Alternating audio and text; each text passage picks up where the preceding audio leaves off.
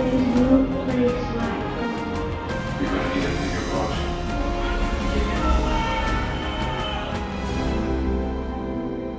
Сыграем. Welcome, everybody, to Take 16. I'm Benjamin Slack. With me is Spencer Beehler. We are back after quite a bit of hiatus, right, Spencer? Yes, sir. A lot has happened since our last episode, but we're back. And as you can tell, it's me and Ben hosting now. Miles is gone. We're going to miss him, but we have a lot of entertainment news for you. Of course, if you want to see Miles's last episode on a podcast, you can go check out our Slack on Flicks episode that we just did on the Odyssey. Spencer was on there as well. I thought that was a really good episode, Spencer. What did you think? Oh, yeah, absolutely. We had some back and forth. So it was fun. And I didn't realize we went on that long, by the way. That felt like under 30 minutes. And then I see it's almost near an hour. Right? Oh, my God. It was like, well, you know what? Time goes by fast when you're having a lot of fun. Oh, yeah, for sure. And you know what also is quite a bit of fun? The return of Take 16, dude. Oh, yeah, absolutely. Yeah, but like I said, after our I guess that was a bad joke. That was, I don't know what I was thinking. Just, hey, let me redo that. All right, Spencer. So what is the first topic that you want to talk about here on Take 16? The first topic, this was announced a few weeks ago. A week, however long ago. So we've known about the Call of Duty movie that's been coming for a long time. They announced it a while ago. But as you can see right here, they finally announced we have an official release date. For anyone who doesn't know, Peter Berg is directing this movie. It's being written by Taylor Sheridan. If you know their work, then you have a reason to be excited for it. Aside from, Battleship and other movies, Peter Berg has a pretty solid track record. Lone Survivor, the oil rig movie, I can't forget. My mind's already flopping. You'll get there. They have pressure when the camera's on you. They have a big track record. I am personally very excited for this. It's supposedly based on the Modern Warfare franchise, so there's so much more I can talk about on this, but I'm going to say that when we talk further on it on Gamers Unlaunched, because that's the true it's a video game adaptation. So if you want to hear more about that, join us on Gamers Unlaunched that you'll see later on today. Before we move on, Ben, are you even familiar with Call of Duty? A little bit of it. I used to play Modern Warfare quite a bit with my grandfather and my cousin. We used to have like little tournaments on this is how old it is, Xbox 360. When it was out, we would do you remember the museum challenge where you would have to go through the museum and like shoot all the dummies? Is this a Modern Warfare game you're talking about? Yeah. It was like a side mission. And if you pressed a button, like all the exhibits like came to life and came after you and you had to survive. You're not talking about an Easter egg, are you? No, I'm not. No, this was Modern Warfare. Which one? I can't remember the number. Well, I'm feeling embarrassed. I don't remember this one now. It's honestly one of my fondest childhood memories, which considering the subject matter, it's kind of crazy. But yeah, my grandfather had his Xbox 360 in his bedroom, and me and my cousin Ryan would play a bunch of games on there. There was like a Civil War game that we always liked, and we always, like I said, we used to do like a little tournament of Modern Warfare where you were like in this museum. All these exhibits, they would move and like you can shoot them or whatever. But if you pressed a button like right in the middle of the room, all of them would come to life and they would come after you. The scariest thing was the dog, because the dog like would always appear out of nowhere and just rip the heck out of you. That sounds like the Easter egg from I know the one I did was the Call of Duty Black Ops 2, the Easter egg on Nuketown, where if you did a certain thing, the mannequins would come to life, and one you would either turn around and they would run after you, and then you have to turn back around and get them to stop. Another one is they just all run at you, but yeah, I'm embarrassed I don't know that. I gotta look this up. I'm hoping I'm getting it right. For all I know, maybe my grandfather put the wrong disc in the wrong case, but I do always remember opening the Modern Warfare case and putting it in there, and that's the game it was when it would be on the television. But well, we need to clarify that now. But anyway, yeah. Well, more on that on Gamers Unlaunched. Of course, yes. We gotta talk about this. I don't have a graphic for this, but we gotta just mention it. The Lord of the Rings will be returning to the big screen next year. Directed by Golik himself, Andy Serkis. Yep, The Hunt for Gollum is what it's called, and a majority of the original cast is returning, except for Viggo Mortensen, because, well, do we have an official answer on why he's not returning? If so, I have not heard about it.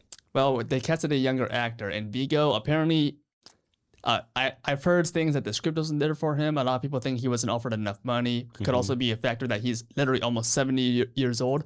But I don't think that's an excuse, because Ian McKellen is like 87 now. He's like almost 90, yeah. Yeah, and he's returning as Gandalf, and Gandalf is still in action at this time, because this movie is supposed to be between The Hobbit and Lord of the Rings. Ben, am I correct or am I incorrect? You are actually correct, and there's no going away for Ian McKellen anytime soon, hopefully, because I mean, he's even coming back to play Magneto in Avengers Doomsday. Ben, Magneto and Gandalf. What do you know? His two most popular roles. The ones that made him iconic in his 60s, may I add. Yep. Man, but the older you get, the more, you know, with age, you just... The older you get, the more credit you get, I guess. The more everything you get. So, hey, history's proven that. The older you get, the more you get. That's very true. Just take a look at all these big-time science fiction shows and all that, how much people love them now, arguably even more when they came out. I'm talking about Star Trek, the original series. Oh, I was thinking like Star Wars, Harrison Ford and all of them. But, Star Trek versus Star Wars. There's so many examples out there. Yeah, there are.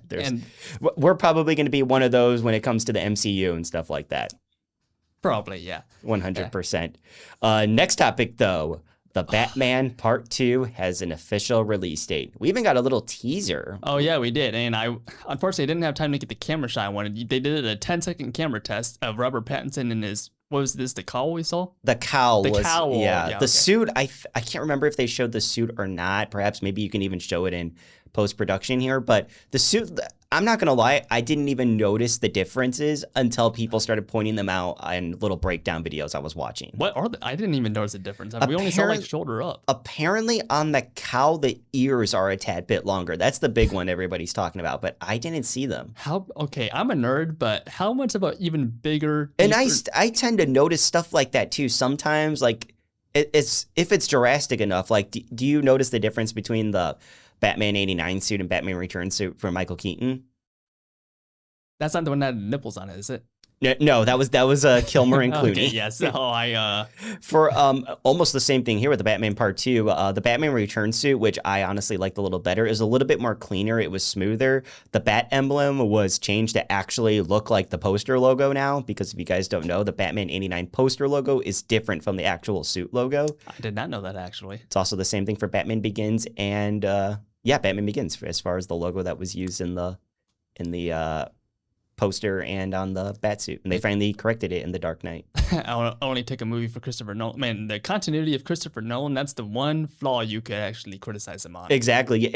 And it's kind of crazy because, I mean, the Batarangs look like the poster logo and everything. Yeah. It's splashed. It's in the opening of the movie, but then they even do a close-up, like, honestly, one of my favorite visuals of Batman is Bruce Wayne just looking at the Batsuit, like basically looking at his own reflection. Every Batman actor has done that. And in the Batman Begins version of it with Christian Bale, it's a full-on close-up of the bat emblem, and it clearly looks nothing like the poster or the Batarangs. It's honestly pretty humorous. The symbol is so dark and the same color as the suit that I barely even saw the symbol. I'm not going to...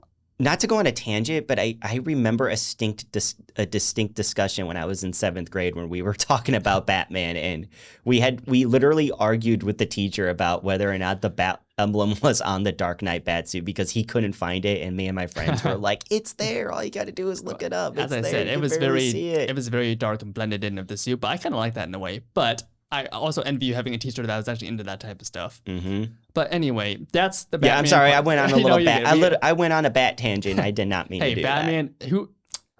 Batman is such a big character. Like him or hate him, like you gotta know him. If you don't, then you're just under a rock. Even Who hates Batman other than the Joker? Superman fans? No, not really. I wouldn't think that. I'm a Superman fan, and I don't dislike Batman. You need to go on Reddit. I gotta go on Reddit? Yeah. Not really a fan of that. That's another. Let's go on to another topic. How about we go on to our next topic? Oh, yeah. Because Comic-Con happened this past week. We got a lot of drops in there, a lot of it. Definitely the highlight was the Avengers Doomsday panel, obviously, because almost every cast member came out, which was amazing. Just awesome in general. I've been saying this ever since Avengers Doomsday was announced and the cast was announced and everything. What I'm most excited for is seeing all these worlds come together. I mean, obviously we know all these MCU heroes for years and years now, but the original Fox X-Men are returning as well, and it's the same characters from those movies. They're about to meet the MCU heroes. Literally 2 worlds combining. I cannot wait for that. And some of the Fox X-Men came out on stage at Comic-Con. I thought that was really, really cool. Majority of them did. Did you see what Tom Holland posted in response to not being there? I did not, but he's a busy man, so I'm not surprised he wasn't there. Yeah. But the big announcement, the one that really got the attention, of course, is Ryan Gosling is the new Ghost Rider. Yes. That's something that's literally been talks for years and years. Even Gosling himself has posted that he wanted to play Ghost Rider, and here it is. It finally happened. Yeah. I'm not going to lie. Listen, Ryan Gosling is a great actor. Fantastic actor. He's always been an option for me, but he never would have been my first choice. Like, when the rumors are going around, first we heard Keanu Reeves or Norman Reedus. Now Ryan Gosling is on the younger side. Yes, those two names, Keanu Reeves and Norman Reedus. I saw your Yeah, I reaction. just can't see that. Really? I mean, Did you watch Norman Reedus in The Walking Dead? yes. Well, actually, maybe that one a little bit. The one that's really got me is Keanu Reeves. I can't picture Have you that. seen him in John Wick? Yes, and that's the problem. What I think he's. I don't know, but that's like the whole thing where like. There's a whole motorcycle sequence with him. I know, And he's but basically might as well be using I think a chain. Marvel needs to stand on its own, and it's just a personal thing. I just don't really like. I don't know. It's just a personal thing where I don't want to see like people to say, "Oh, look, there's John Wick with a flaming skull for a head" and something like that. I kind of like Gosling a little bit better. That sounds pretty lit, but hey, Ryan Gosling, we're finally getting Ghost Rider in 2028, I believe is when they said. I think it's either 2028. It's one of the first entries for Phase. Hang on a second. Seven? Yes, yeah. Hang on. I had to think about it for a little. Ghost Rider to kick off the next phase. We have the supernatural, like.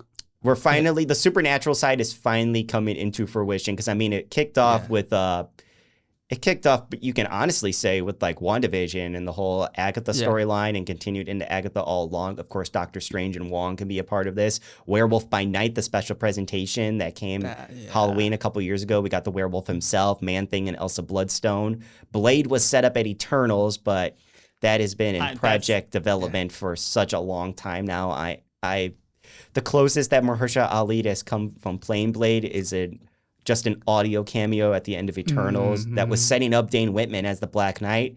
And he also voiced Blade in season 3 of What If, which was a merger of Blade and Moon Knight, I believe. It's been a while since I've seen it. But I just gotta say, I hope, can we please get an R-rated Ghost Rider? That's what I would love. Can I ask just what is with you in R-rated movies? It seems like every movie that comes out, you want it to be R-rated. Well, because the R rating's like dying out, and certain characters like The Punisher, Daredevil, Ghost Rider, Wolverine. Don't tell me you can like. We got some R-rated content from Marvel as far as Daredevil Born Again season 3. Remember the hallway fight with Kingpin?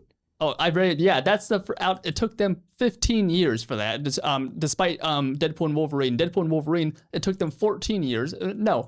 2008 is when the MCU started. You are just picky. Just enjoy what you got and you don't throw a fit. You get what you get and you don't throw a fit. You're starting me on a tangent right now, Ben. It's a problem here. Well, I went on a bat tangent, so it's only suitable that you went on one too. And ironically, this is the topic that fits you best. So we're going to move on now to our next topic, which was, tell me if I'm pronouncing his name right, David Johnson? Correct. As T'Challa's son, Black Panther, and Black Panther 3 is announced, which fall 2028. Is that correct? Yes, this is going to follow Ghost Rider. As far as now, of course, we don't have a lot of projects announced for Phase 7 following the MCU reboot that is going to happen after Avengers Secret Wars.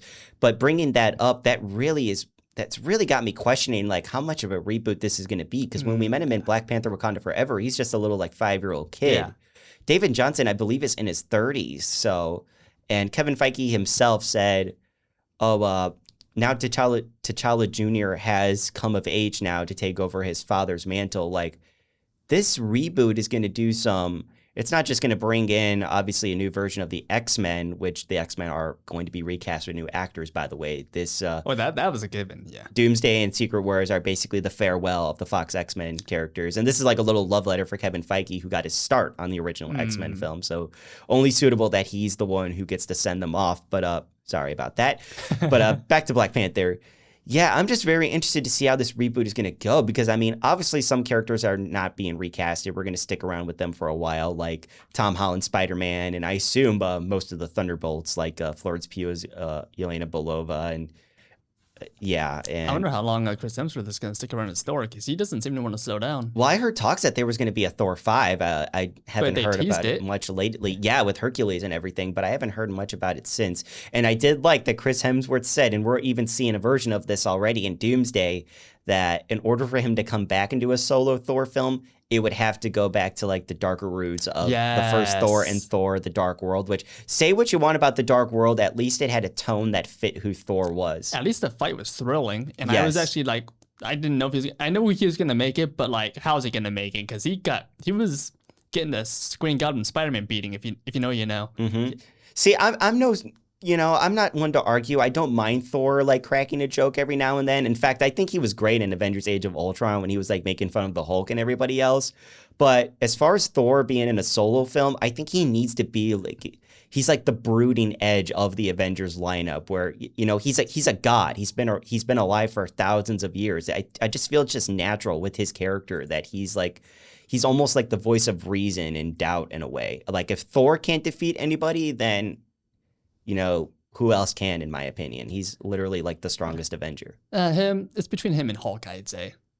Even the Quinjet. Didn't the Quinjet in Ragnarok say strongest Avenger to Bruce Banner? Yeah, but that was Tony Stark setting up the manual. So, and you know how Tony Stark is. He likes to play jokes around with Thor and everybody else. But anyway, yep, that's also he was great in Alien Romulus. I thought I was like, I know his face, and then Alien Romulus. Yes, he was in Alien Romulus. Yeah. So I forgot about that. I'm looking forward to it. We know Secret Wars after DMC is going to rewrite everything, so I'm looking forward to what the MCU has to offer.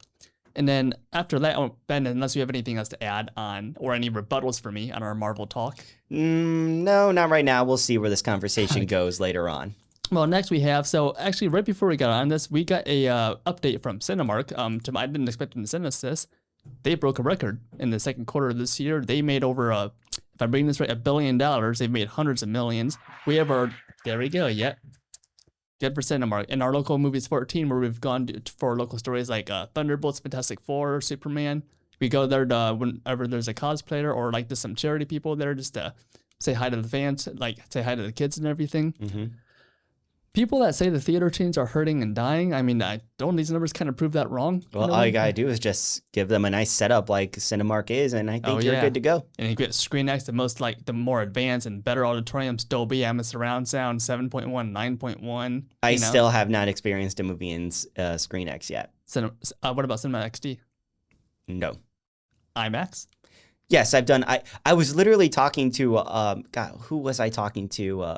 I was talking to Isaiah Dunn, our sports reporter, just this past weekend, and we were talking about movies being seen in IMAX. We were talking about The Odyssey. I saw it in regular standard edition, and I was telling him the last time I saw a movie in IMAX was, brace yourself, 10 years ago when Captain America: Civil War came out.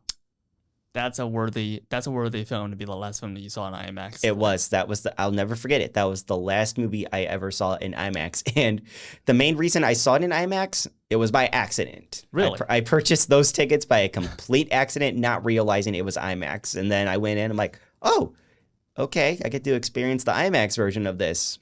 I'm like, all right, let's do it. And it ended up being a great movie. So my last IMAX movie that I saw in IMAX 3D was the live action Lion King. Live action. Ooh, that's a rough one.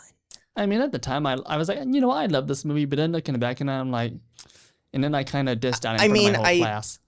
It's not one I can really give a negative review because it's so close to the original. I mean, and that's an issue I think itself right there. It's not different. I'm no stranger to having the Disney live action remakes. I like some of them. I thought, surprisingly of all, my favorite one was the Jungle Book one, which is incredible of me to say because one of my favorite movies of all time is the original 1967 Jungle Book. But I thought that was good. I thought the Cinderella remake was good. I thought Maleficent was good. But then there's just some out there that don't make sense to me, like, you know, The Lion King. Like, again, not a stranger to doing it, but why do it shot for shot? They basically just did the same thing with Moana. Why not get, what's his name, Jeremy Irons?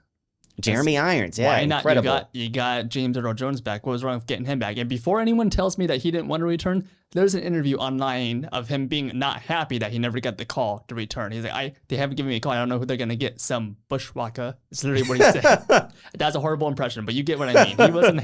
He wasn't happy about not being called back. And I'm like, so you said he didn't want to return. So sorry, you know. His most iconic role is a voice. Yes. Although he's really good in Die Hard with Vengeance. Yeah, I'm not going to spoil. Well, the movie is old. His death was kind of abrupt, but anyway. Yeah, I don't know. Can I ask you really quick? We literally just talked about the Disney live action remakes. Have you seen the set photos for the Tangled live action remake? I've seen some of them. That actually looks okay. Yeah, who's cast as the girl? Rapunzel. Okay, yeah, sorry. Okay. The main thing I like about this remake is that I am unaware of the actors playing Flynn Rider and Rapunzel. I mean, obviously, I think they've been in stuff, but I cannot also, you can't place even tell me the names right okay. now. Yes. Well, hey, that's complete unknown then? It is, yeah, and I actually like that. I am all for that. Give a young, aspiring cast like their big break. This could be their big break. And I did hear that the story is going to be a tad bit different, which they should. Good. Which they should. You want to remake something?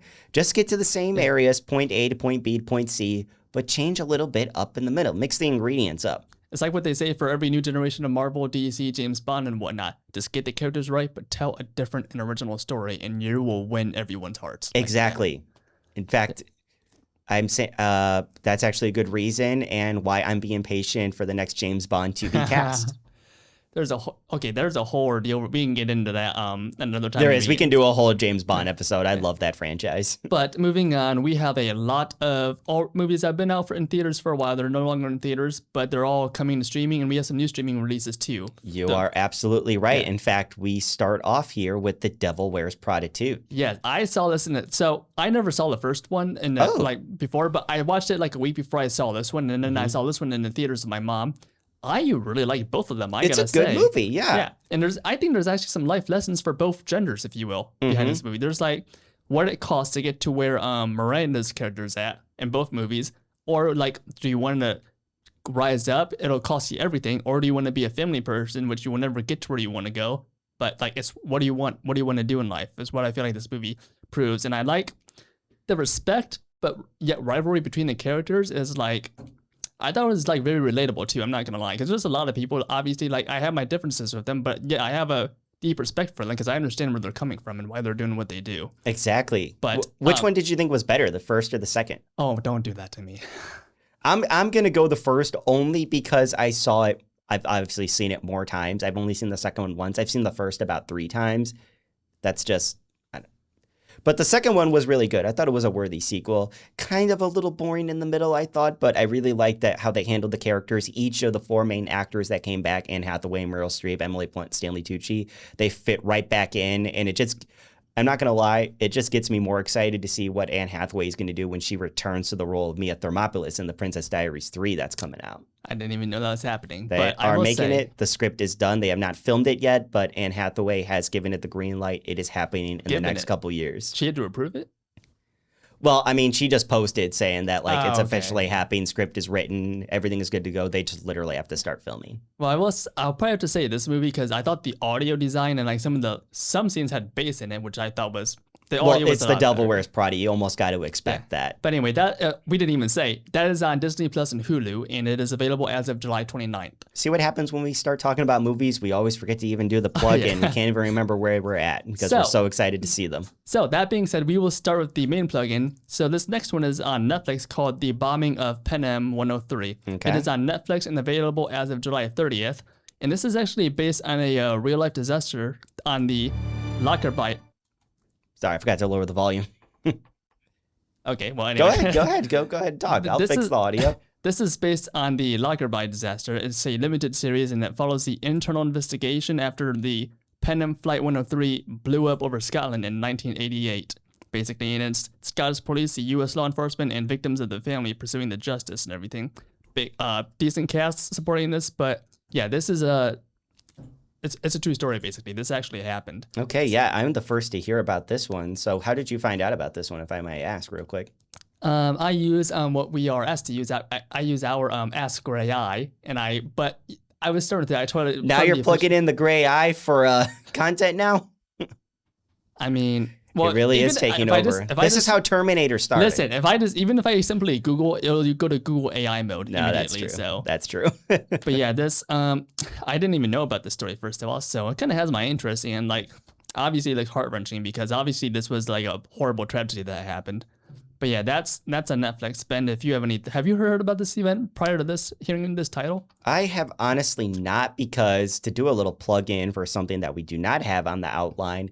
Mike Flanagan's Carrie trailer got released also at Comic-Con this year, and I'm a big Stephen King fan and everything, and I really like Mike Flanagan's work, so I'm really looking forward to that series. And preparing for that, I am actually rewatching all of Mike Flanagan's Netflix content right now. I literally just finished Bly Manor by the time this recording ended. That was a massive pivot. All right. I did. It's a plug-in. It's something coming up. I'm looking forward to it. I'm bringing it on the show. From a true story about a tragedy down to Mike Flanagan's previous work. How about that? Well, looking forward to his upcoming current work, to be exact. I did not mean a flashback. We're flashing back like some of his shows. Anyway, and then we have another Netflix title called Wild Sing, available as of, again, July 30th. And this is about a K-pop group. 20 years ago, I guess a scandal ended their early 2000s success, and now they're reuniting and returning to the stage. My apologies. I meant to get the name pronunciations, but I did not, so I'm not going to attempt. This is even the first time I'm seeing the footage, so which is why I'm looking over to my right. Now you know how I feel when I'm on your podcast half the time, and I didn't know there was a new trailer released. You're talking about lanterns, aren't you? There's been some other stuff where I didn't even know that a thing was happening. I'm like, oh, this looks pretty lit, and then I get distracted while you. But yeah, I'm not a K-pop guy personally. I did love I liked K-pop Demon Hunters. You say you loved it. You were about to say it. I've been vibing with the music more and more because they spam it on every radio station. I've been hearing Golden like almost every day when you listen to Sirius XM. Yeah. I would get so much crap from the people in the newsroom because of how much I've been listening to that song, even sometimes at the gym, if I'm not going to lie. Well, I don't blame you either. I had a good soundtrack, and honestly, I thought my favorite one was the final song, This Is What It Sounds Like. I thought that one was better. And hey, the sequel's coming at 2029 at the earliest. That's a big pivot, but hey, it's K-pop. Hey, they're gonna take time with the animation, so I like that. Yes, I'd rather have a movie take its time and get the story laid out than getting it fresh off right away. Perfect example: Aliens and Alien. Aliens came out 7 years after Alien. Yeah, and following the Spider-Verse formula. There you go. Anyway, oh boy, when's Beyond the Spider-Verse gonna come out? I think next year. But I will rant about that one. That's why I'm going to stop you right there and go to our next topic. Are you talking about Cape Fear? Yep, the finale is available as of July 31st. We're recording this on today's the 30th, right? Today is the 30th. Yeah, we're recording the final day 30th. of July. So by the time you'll see this, this will have already been out on Apple TV Plus. Take that back. Tomorrow's the last day of July. I don't know where my time went. Well, we're all tired and our brains are all farting. But yeah, this is the finale of Cape Fear. It's a psychological thriller.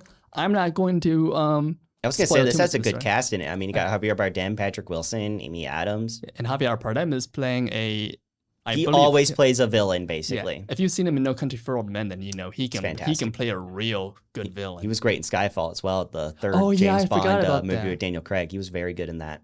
He had a pretty brutal death in that. He was great in F1, the F1 movie of Brad Pitt. That was my favorite movie of 2025. If you guys don't remember, and he played Brad Pitt's best friend in it. He was really good in that too. Yeah. His chemistry with Pitt was one of those like actor pairings I never know I wanted until I finally saw it. They were great. Yeah, Javier Bardem, he's good. And Cape Fear, I'll be honest, I haven't. They're all good. Patrick Wilson's great. Amy Adams is great. They're all great work. I love their work. Like, he looks ripped. Okay. Like Matt Damon in The Odyssey.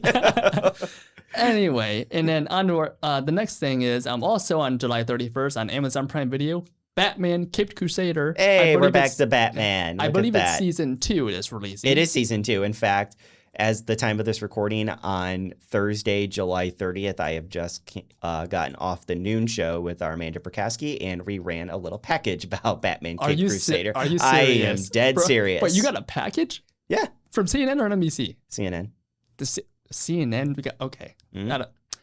It was all about streaming content. It was like Batman Caped Crusader season 2 was the final one they talked about. Interesting thing. And there's a new Peanuts movie coming out too on Apple TV. Yeah. Fact, this is DC Studios, but this is on Prime Video, not HBO Max. Well, that's DC's Elseworlds probably. Huh. James Gunn and Peter Safran confirmed that everything that is not DCU is DC Elseworlds. Yeah, but on a separate platform. Looks like, doesn't the show take place like in the 40s or something? Well, judging by the Tommy gun, I'm going to assume so. Definitely at least before, I'm going to say 1960 at least. Well, Batman the Animated Series had like Tommy guns and all that, and that was supposed to be present day. It was just supposed to look like old film noirs from back in the 40s. Oh, so kind of trying to find that balance. It's like a contemporary balance, yeah. But yeah, Caped Crusader as of Friday is available on Prime. Beat. Man, look at did you see that? Batman's still wearing the cowl with being shirtless. I watched this several times to make sure there was nothing I missed that we couldn't show, and apparently I missed some stuff. But if I need to censor that, I can censor it. If not, then fans enjoy the animated stuff, I guess. Animated stuff. Okay. I couldn't think of a proper word for that. All right. Anyway, I like Batman's design in this. It almost reminds me of R.I.P. Kevin Conroy. It reminds me of his Justice League design with the long ears. Yes, sir. And then I just saw Man-Bat in there. Wow. Well, I might need to censor that one too. Anyways. Wait, this ain't an Arkham Knight Man-Bat. You know what I'm talking about? Yeah, my brain keeps farting for some reason. That's okay. Yeah, I'm on little sleep, Michiana. Yeah. Now, staying in the Prime Video, also on that same Friday is Ben. You saw this movie in the theater, right? It's called Primate. Primate, yes. This released earlier in January, right? Yes. In fact, this was the first movie that I saw in January. This was the movie that opened up to that logo looks like the Batman logo now that I think about it. Not to go off topic right there. It did. It was like the same graphics and everything. Well, I think this movie is pretty self-explanatory of what it is. Like, it's basically, oh boy, how do I say it? It's reboot Planet of the Apes meets Cujo, basically. All right, that's all right. I was just about to say a bunch of like college kids go to a house and then get mauled to death by a. Okay, then throw a little bit of I Know What You Did Last Summer in there then. Long story short, this something happens. Okay, yeah, move on from that then. Something happens to this little friendly pet ape. He goes AWOL, starts killing all these college girls, and yes, one college girl is probably going to survive at the end. Yeah, Ben, do you want to know? I'm sorry, just you reading off the fact that it's you reading this insane premise just makes it all the more funnier. Do you want to talk more positively about this movie before I destroy it? Well, oh boy, you're about to hit the nuke. I haven't even seen this movie, and I can tell. But what are you doing judging it? I mean, granted, it's not original at all. We've had movies about scary animals in the past. Cujo, of course, being one of them. I looked at the audience. Hey, I looked at the audience reviews, and they proved me right. So you prove me wrong now. Go ahead. Nah, I'll say you're proven right. It's definitely not original. It's definitely not original at all. I'll say the sound design works, but I think it's a slow build up. You know exactly what's going to happen, and by the time the kills actually do happen, these characters do feel so one dimensional that you don't even care. That they die at the end. So stupid that like you're like whatever. Well, you know exactly what's going to happen because we've seen all these characters like in the past, which is why I bring up I Know What You Did Last Summer. You can literally take the same characters from those 3 movies and place them in here and you'd get the exact same outcome. Anyway, yeah, but that's Prime. If you want to watch that, that's on Prime Video now. Form your own opinions, whatever. Sorry, filmmakers. I really want to say something else, but I don't know how far I can go in certain dialogue words. So we're going to move on now to what the big talk is. What's the big talk? As of this weekend, Spider-Man Brand New Day is sir. in theaters as of this Friday. By the time you'll be watching this, that's when it'll be in theaters. Big talk. This is broke records across everywhere. And already. We're gonna be able to have a little clip for you. So I'm gonna stop talking now. And when Ben, are you gonna be able to pull that up? I will bring it up in a second. Go ahead and keep talking. So obviously we got John Bernthal as the Punisher. The Punisher's first on screen in the MCU. Obviously, we had the previous Punisher in the 2000s, but we got the Punisher in this. We also got Mark Ruffalo's Hulk in this one. Sadie Sink is in it. Everyone thinks she's going to be Jean Grey. I got the clip ready. All right, so we're going to play this clip for you, and then we're going to get to talking. So here's a quick sneak peek. Let's full on just react to this. Okay. Let me see, mate.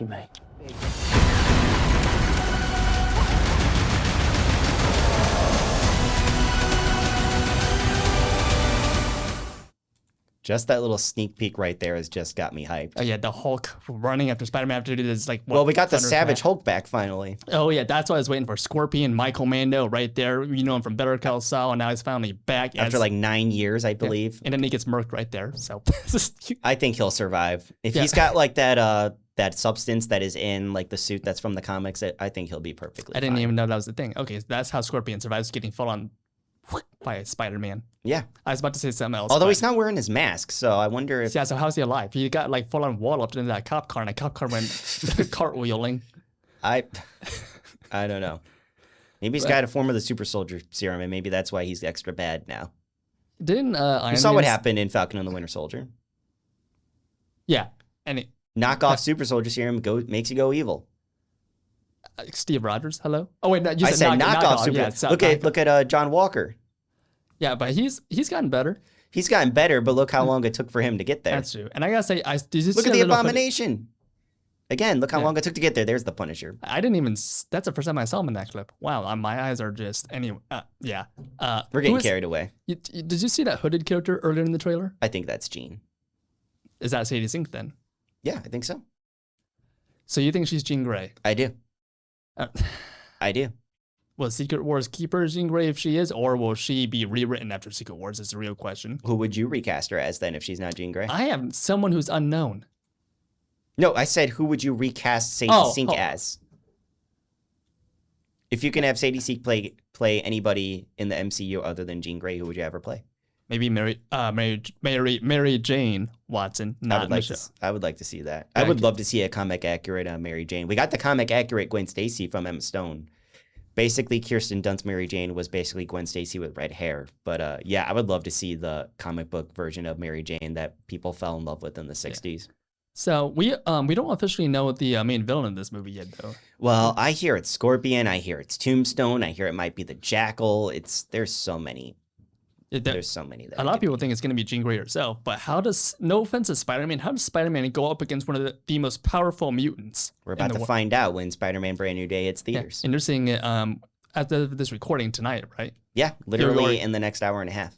Next hour and a half. Yeah. So, here or at your house?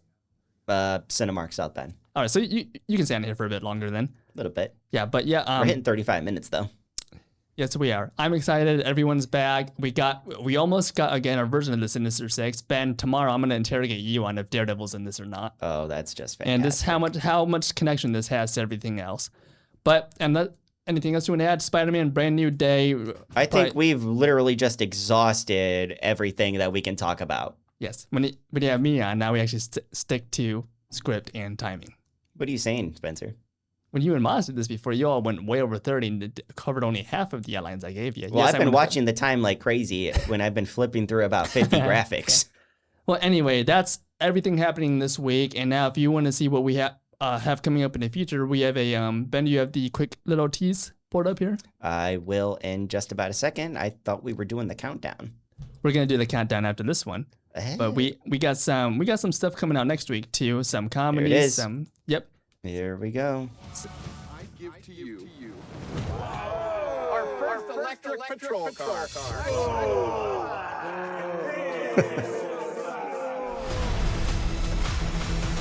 Your ears look like car doors. Your nose is way too small for your face. Your chin could plow a field. Your legs don't make any sense. Your hairline doesn't make any sense. Respect it. Those two can go back and forth like that. Does the Force actually guide you? How many people have you killed for the sake of justice? It was supposed to be the best year of our lives. Then people started dying.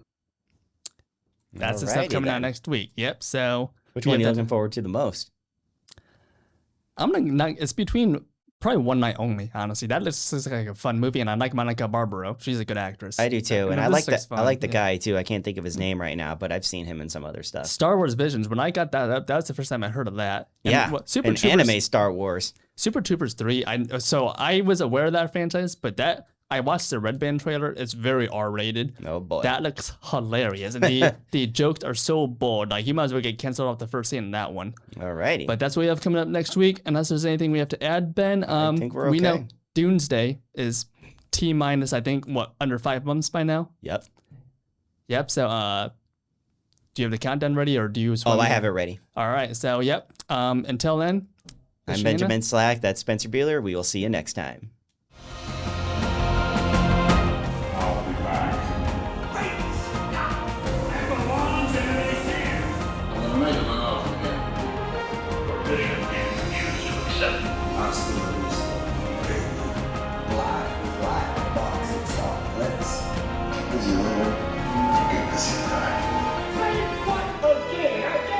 You do fun.